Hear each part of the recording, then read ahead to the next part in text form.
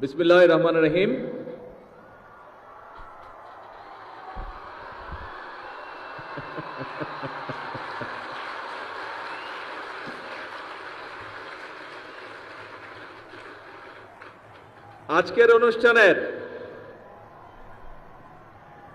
আজকের এই নতুন করে স্পোর্টস অনুষ্ঠানের চিফ গেস্ট কারা কারা বলেছি আমি।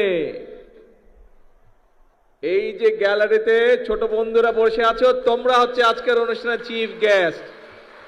আর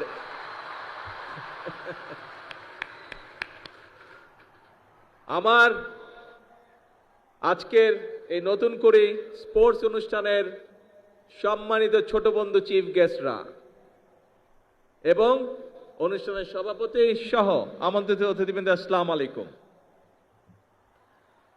আমার কাছে একটা বড় বক্তৃতা আছে, দেখতে পাচ্ছ বন্ধুরা, কিন্তু তোমাদের বক্তৃতা শুনতে ইচ্ছা করছে?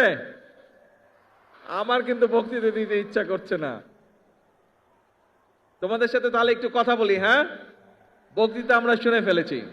আগে আমাকে বলো, এই যে মাঠের মধ্যেখানে আমাদের অন্য বন্ধুরা যে বসে আছে, ওরা যে কিছু আগে অ্যাক্রোবেট দেখালো, তারপরে সুইমিং দেখালো, চেস দেখালো, এই যে 8টা আমাদের ইভেন্ট এখানে দেখালো, কেমন লাগলো? তোমরা এনজয় করেছো সবাই? তাহলে আমরা ওদের জন্য একটা জোরে ক্ল্যাপিং দেই।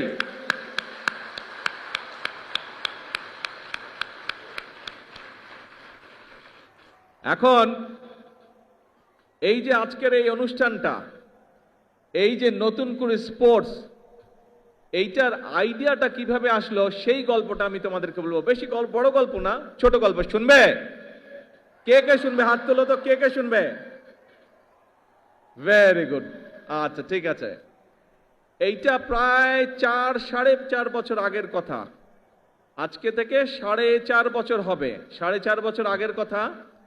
আজকের যে এই যে আমাদের স্পোর্টস মিনিস্টার আমিনুল, এই আমিনুল গিয়েছিল লন্ডনে আমার সাথে দেখা করতে। তখন আমি লন্ডনে থাকতাম। তো আমিনুল এসছে, আমার সাথে কথা বলছে। তো ওকে নিয়ে একটা রেস্টুরেন্টে খেতে গিয়েছি।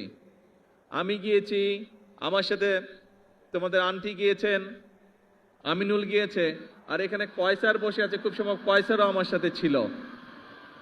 আচ্ছা, তো এখন আমরা গল্প করছি, কথা বলছি বাংলাদেশের বিভিন্ন বিষয় নিয়ে। তারপরে আমরা কথা শুরু করলাম, যেহেতু আমিনুল স্পোর্টসের মানুষ, আমি স্পোর্টস